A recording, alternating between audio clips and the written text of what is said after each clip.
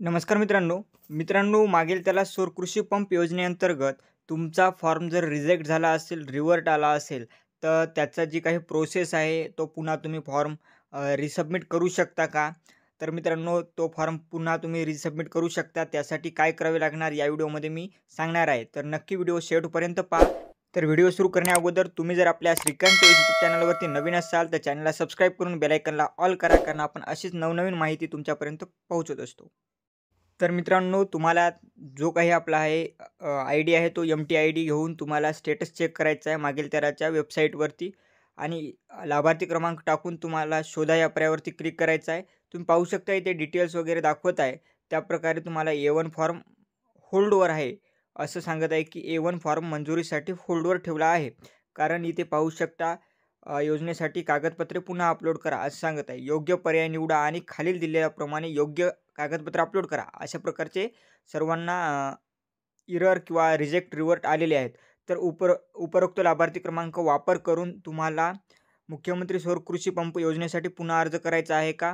तर ते विचारत आहे की तुम्हाला पुन्हा अर्ज करू शकता का? तर तिथे एक येस ऑप्शन आहे, तर तुम्ही येस ऑप्शनला क्लिक करायचं आहे. त्यानंतर पाहू शकता इथे तुम्हाला वैध बँक पासबुक म्हणजे जे काही बँक पासबुक आहे, ती क्लिअरिटी तुम्हाला बँक पासबुकचे असणं गरजेचं आहे. बँक पासबुक क्लिअर असेल तरच अपलोड करा आणि शक्यतोवर PDF-मध्येच तुम्ही अपलोड करा.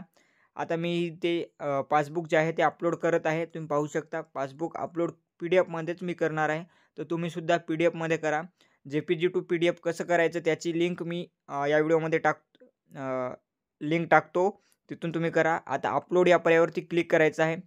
पृष्ठ रिफ्रेश न करता आणि त्यानंतर तुमचा जो काही रजिस्टर नंबर आहे त्यावरती तुम्हाला OTP जाईल. OTPची वैधता 15 मिनिट असेल. तो OTP टाकून OTP प्रमाणीकरण करा या पर्यायावरती क्लिक केल्यानंतर आपला अर्ज जो आहे तो यशस्वीरित्या मुख्यमंत्री सौर कृषी पंप योजनेसाठी पुन्हा अर्ज विनंती यशस्वी झाली आहे. आता याचं पुन्हा तुम्ही स्टेटस पाहू शकता. आता स्टेटस पाहण्यासाठी तुमच्याकडे जो काही एम-टी आय-डी आहे तो तुम्हाला टाकून पुन्हा एकदा त्या वेबसाईटवरती जायचं आहे. आपण जिथे स्टेटस चेक करतो तिथेच. आता पाहू शकता इथे मी स्टेटस चेक करत आहे. इथे आता स्टेटसमध्ये मी एम-टी आय-डी टाकून शोधा या पर्यायावरती केल्यानंतर A1 अर्ज भरणा सादर झाला आहे म्हणते.